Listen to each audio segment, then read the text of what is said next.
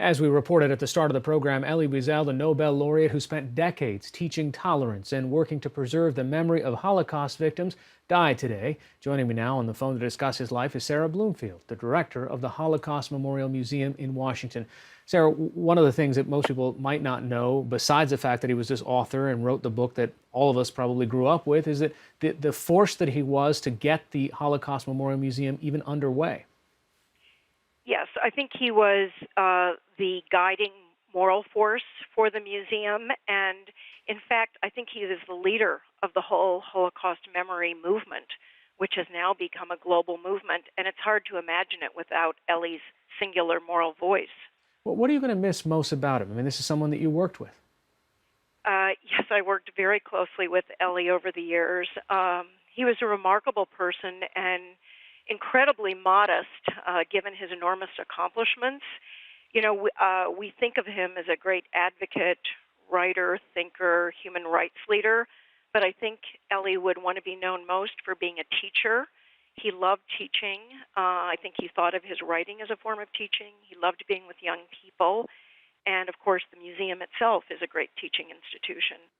And one of the things that people might not also recognize is that his scope was not limited specifically to the Holocaust. I mean, he advocated for intervention in Darfur most recently, but he advocated on behalf of Bosnians, on behalf of people suffering under apartheid.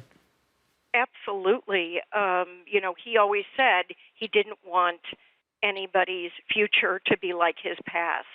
And at the dedication of the museum in 1993, he was speaking about his own mother's life and death and turned to President Clinton, the newly elected President Clinton, and challenged him to confront ethnic cleansing in Bosnia.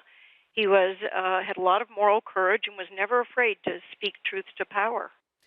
Is there something that you remember about him that stands out? I think Elie, I would say for all his work and all his efforts, that even at the end, there was a sadness about him that the world had not learned the lessons of the Holocaust. He would never give up. He believed in always trying and the aspiration, and that's what the museum stands for.